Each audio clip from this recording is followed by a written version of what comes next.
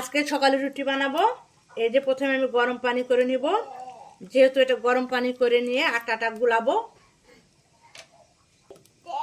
এই যে হয়ে গেল আমাদের আটা সানা।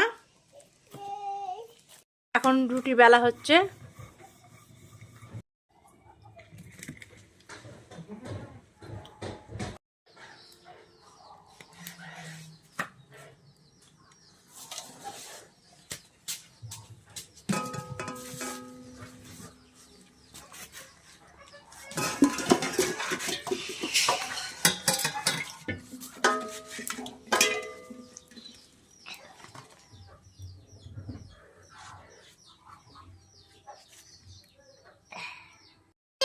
থামো, হ্যাঁ হ্যাঁ মূর্তি ঘাতি, হ্যাঁ থামো থাম বলি, থামো দাঁড়াও।